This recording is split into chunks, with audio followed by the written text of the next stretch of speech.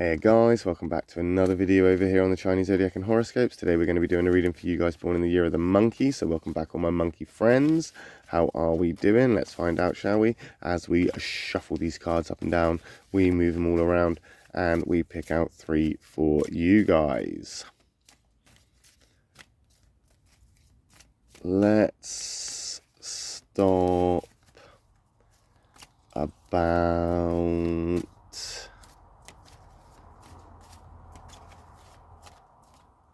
there, and we'll take that one from the bottom, we'll take that one from the middle, we'll take that one from the top.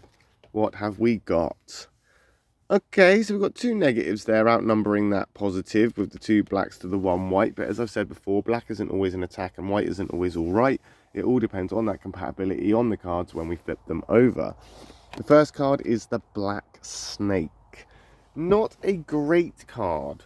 Not a great card for monkey people. Not a lot of compatibility here. What we are seeing here is a lack of trust in something quite intimate, something quite close to you, something that has a romantic element to it. Maybe a relationship, maybe a marriage, maybe something very close to you in an intimate way. And there's a bit of a suspicion, a bit of a trust thing going on here, but you are quite possessive of this thing. You're quite fond of it, let's say. So you're willing to give it the benefit of the doubt.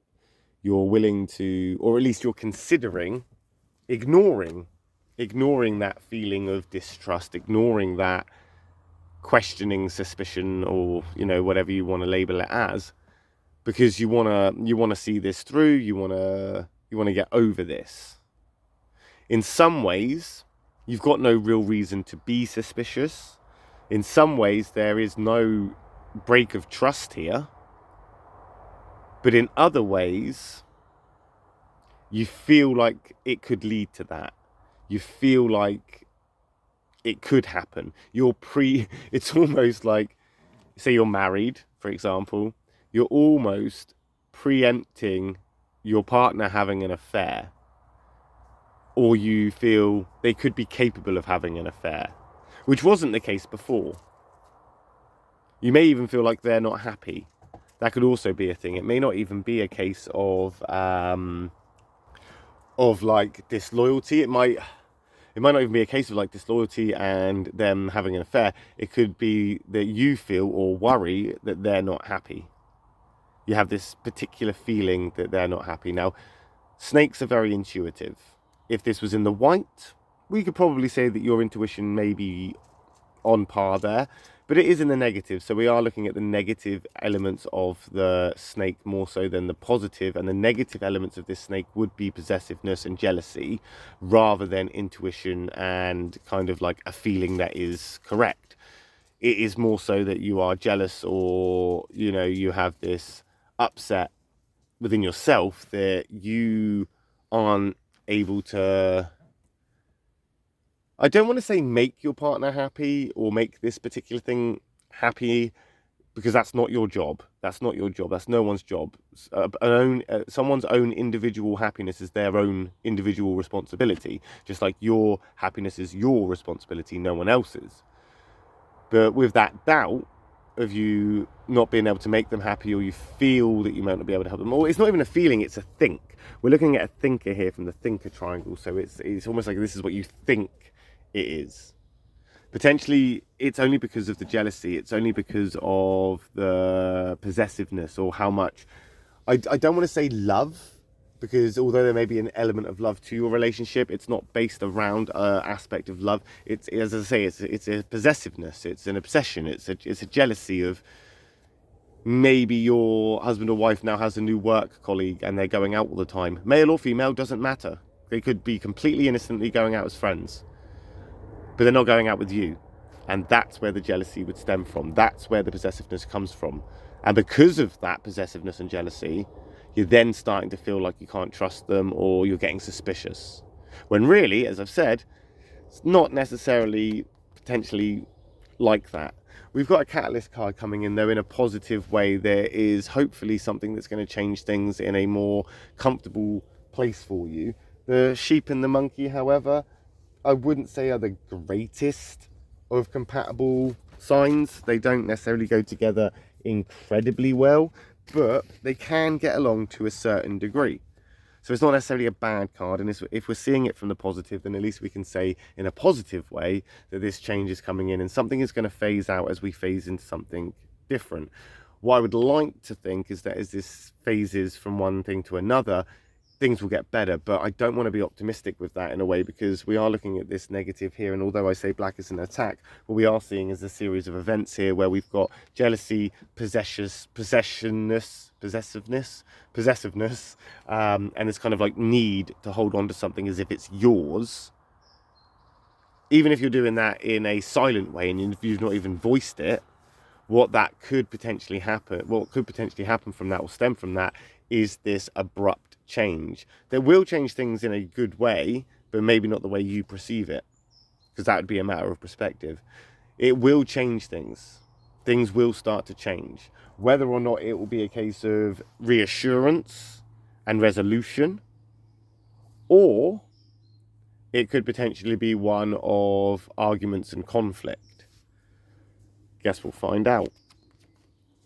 Okay, so we're not looking at arguments and conflicts, so that is good.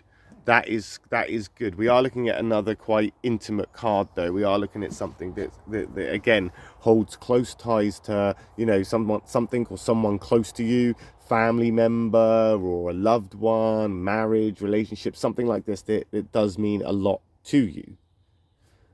We are looking at some kind of resolution, though, because that rat, of course, is a great friend of the monkey.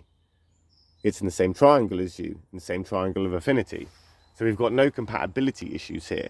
We are seeing it from the negative aspect, though, and that negative side of things when it comes to that rat is, again, one of jealousy, one of selfishness, one of the desire to keep all your biscuits in your biscuit tin and not share any of those biscuits. But then when that biscuit tin is unguarded in the kitchen and you're off out at work or, out of the house, you're constantly thinking, somebody could help themselves to my biscuits. But there's nobody in the house.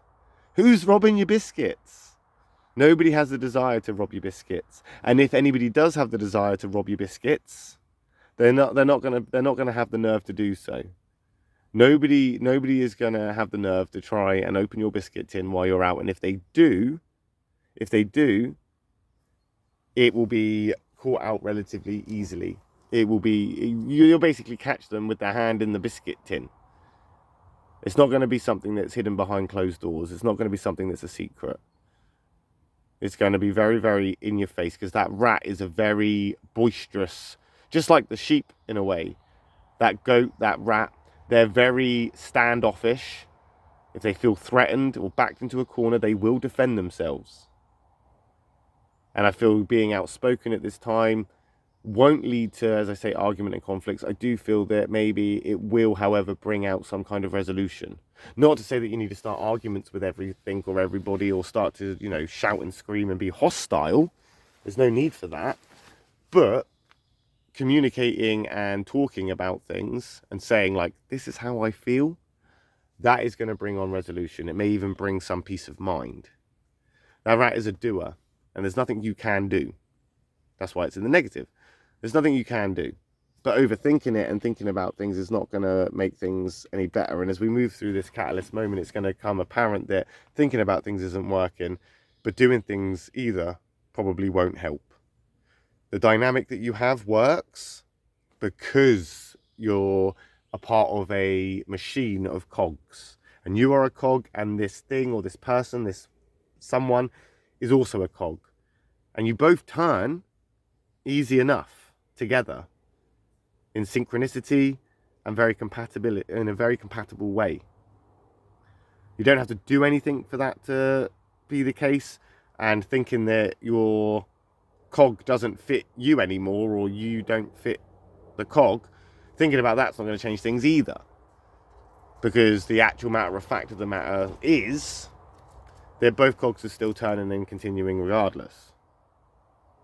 But we'll figure out next week how you get on with that. when we come back and do another reading for you guys born in the year of the monkey. My next reading will be for those born in the year of the rooster. So if you're interested in what those guys are up to, I will see you in a video for them next. If not, no worries. I'll just see you in another video for the monkeys next time. Thank you for watching.